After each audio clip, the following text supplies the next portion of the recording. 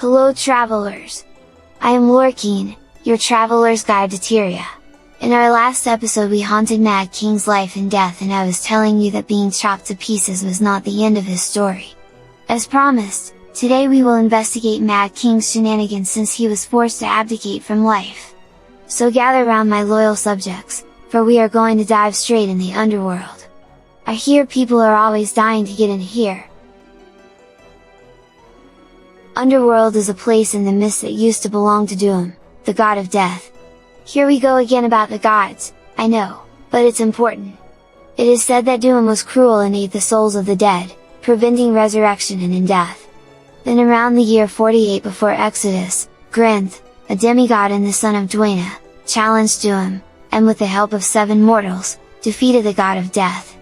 Grinth takes Doom's powers and sealed the fallen god in the Hall of Judgment in the underworld, as Grinth was not powerful enough to just slay Doom. The 7 mortals became the 7 reapers, and each is rewarded with a part of the underworld.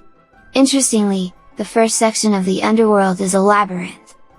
And now we get back to our Mad King.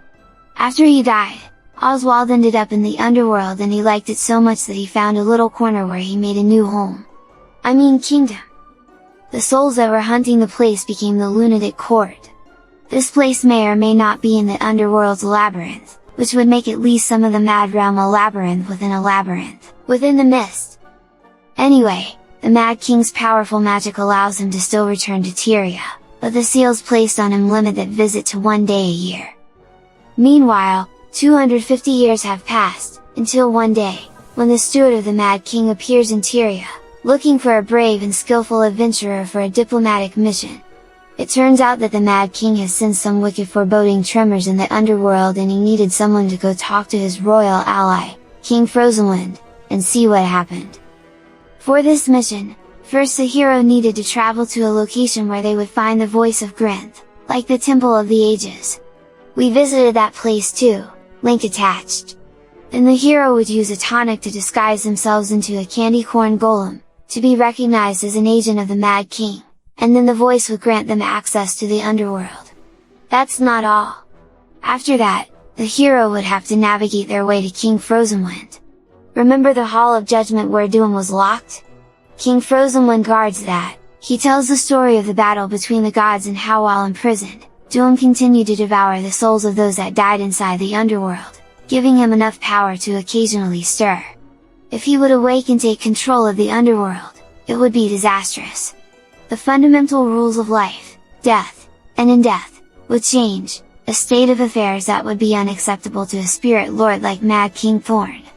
The hero comes back, delivers the news to the king's steward, the steward goes back to his master. But the king requires more information. And a pie. But that's the steward's problem. Anyway, the hero goes back to the temple, transforms, asks permission from the voice, goes back to the underworld, and this time they go visit the 7 Reapers and ask for their opinions. The Reapers go investigate the Hall of Judgment and talk to King Frozenwind. It turns out not only that Doom was gaining back some power, but the ancient enchantments Grinth created were also weakening and Doom could break free. His elite skeletal soldiers started to appear in the underworld soon after. So the Mad King placed a bounty on these creatures. But since killing them would only make Doom stronger, the king also decided to share from his healthy supply of everlasting mobstopper, allowing the hero to just capture the weakened skeletal soldiers. But that doesn't seem to solve the situation either, and since the Mad King felt his strength within the underworld weakened still, he decided to return to his, well, pies and invisible pony, leaving the hero to face Doom alone. That meant the hero needed to go back to the underworld, do a massive cleanup job, involving 10 quests, and then they could engage Doom in the Hall of Judgment, while the Reapers would force the god into dormancy. As Doom can't be killed, these kinds of events started to happen quite regularly after that, and, every year, the Mad King would reward anyone who would help with this issue. Even today, you can visit the Hall of Chains raid wing and help with the ongoing effort of keeping Doom at bay. Yeah, the world would have ended without the Mad King, and some people took notice and started to question the narrative. Next big adventure in Mad King's life is in 1079, when Sulma came to power. The return of the Crichton royal bloodline to the throne gave him a boost of confidence and broke one of the seals put on him. And that gave the king and his lunatic court some funny ideas, about performing a fancy ritual so that the Mad King would be able to return. But as these sort of things usually require some artifacts, his royal squashiness sent the Countess of Hakewood to recover some of his heirlooms. Unfortunately, a horde of revolting peasants burned them, along with his palace, most of his courtiers, and, well, the king himself. So the Countess located 3 suitable heirlooms and then she convinced a hero to go and liberate these prized possessions. The first one is a most prized half-eaten apple, still in the king's saddlebag, which was in Bryce the stable-hand's possession. Geoffrey the butler still had the king's left slipper, while guardsman Brofies the deserter deserted from the king, taking along a copy of Moa's soup for the demented soul. Next step of the plan is commandeering a mortal vessel of noble origins, so a visit to the mausoleum and Majesty's rest is required. Also for the king's safety, the ingenious Edens have to be dealt with. They sought to overthrow the king by means of a rock. A rock bigger and more improbable than even your wildest imaginings can fathom, don't try! In preparation for the king's return, a gift was also in order, and what better gift for such an avid musician like the Mad King Thorn than the instrument with the most regal of sounds, the harmonica. And it so happens that a notable instrument maker lived in the Ascalon settlement. Except the Ascalon settlement was overrun by evil residents, which were, well, zombies.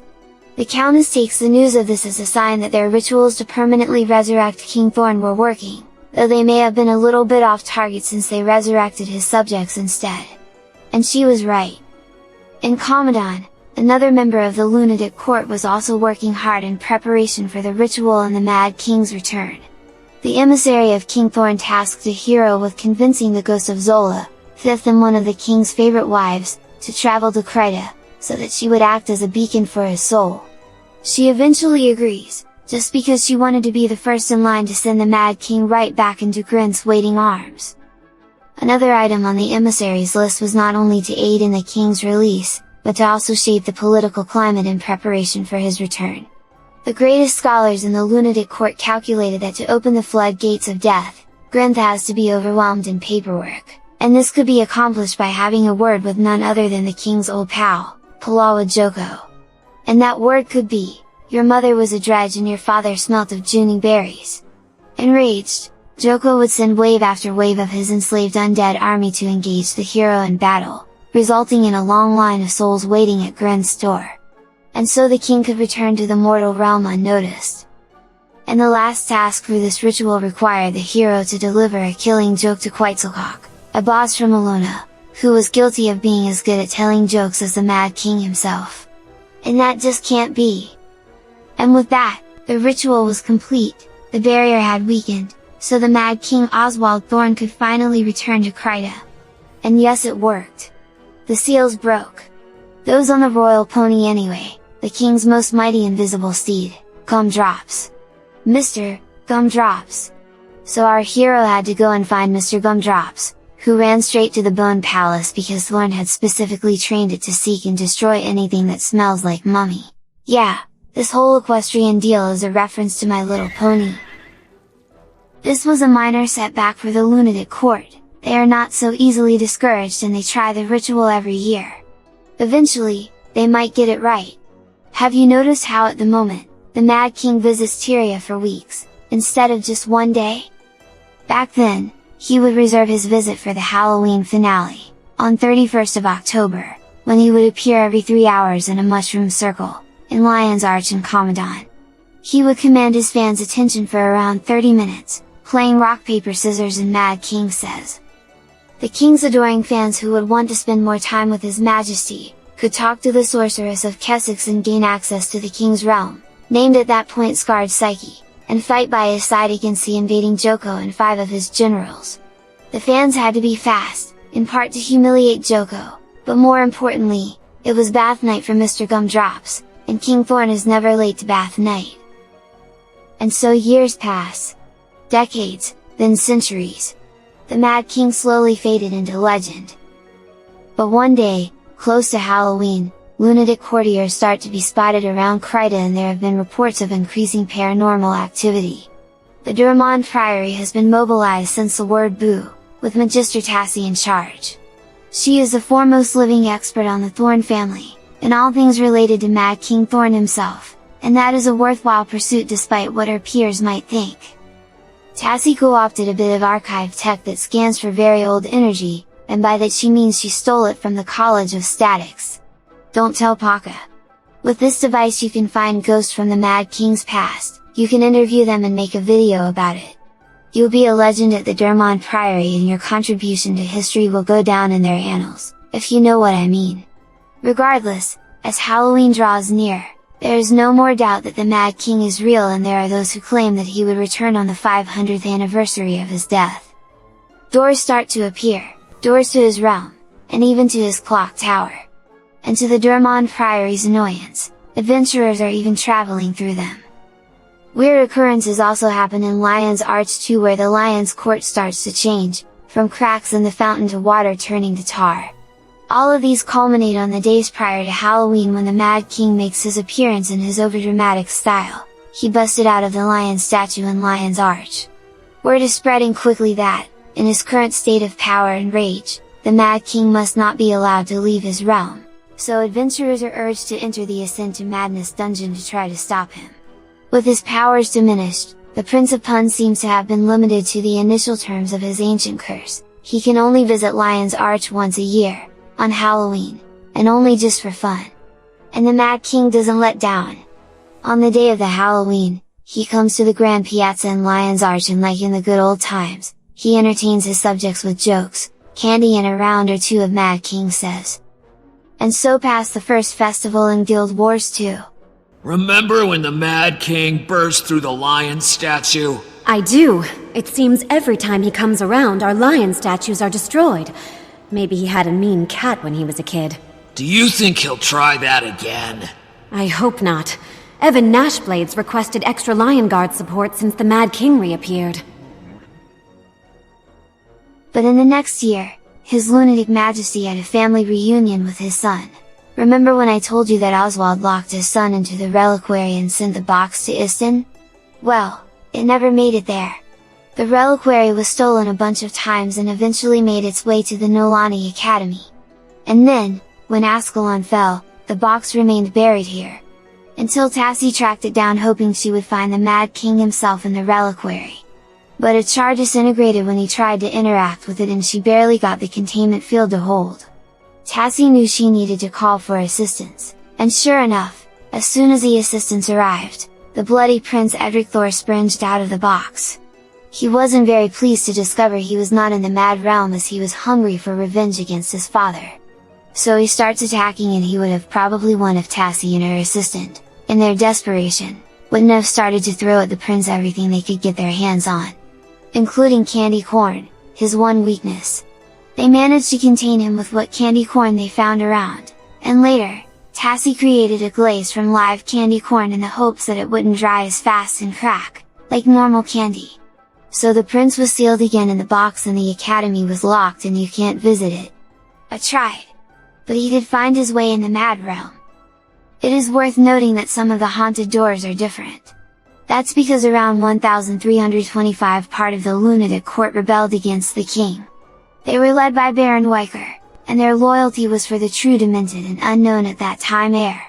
This is why we have now two types of haunted doors and why the rebels are south of the labyrinth and they will fight forces still loyal to the king, stationed north.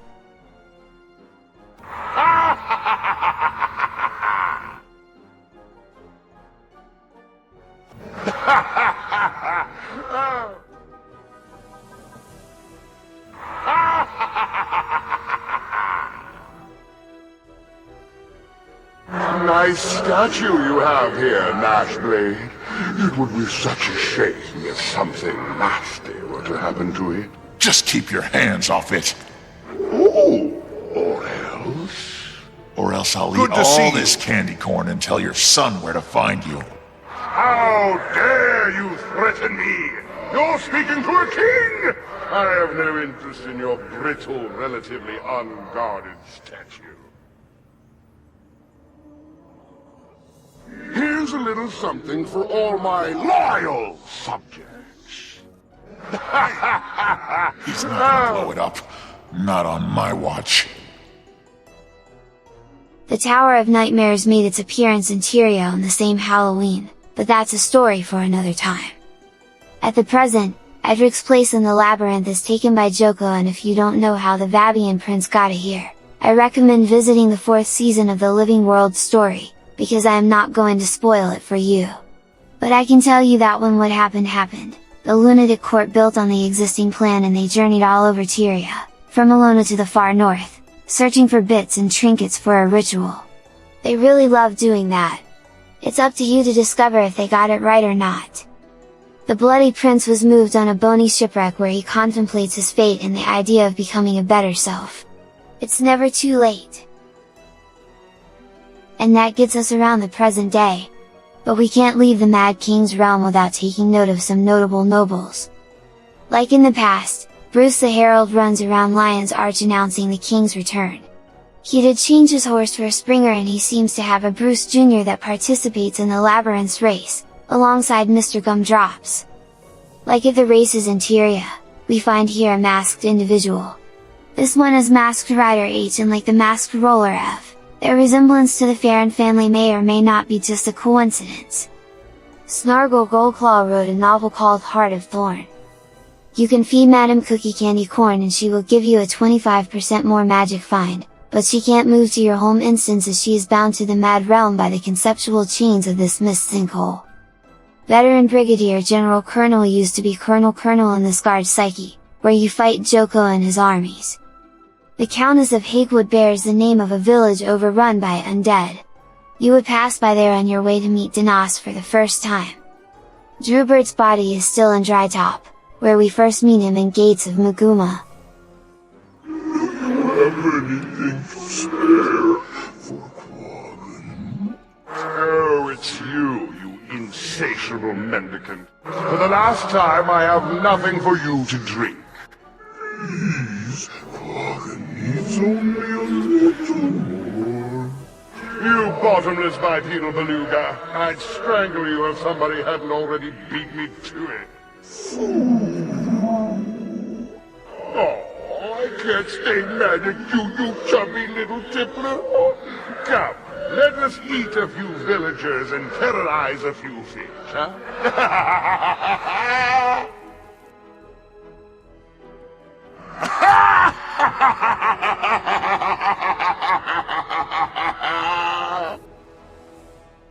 And speaking of terrorizing villagers, next week we will go back to Caledon Forest and see what nightmares are terrorizing the villagers around the Witchmire Swamp. But first, Lorekeen says, click the like button and tell us in the comments who is your favorite lunatic.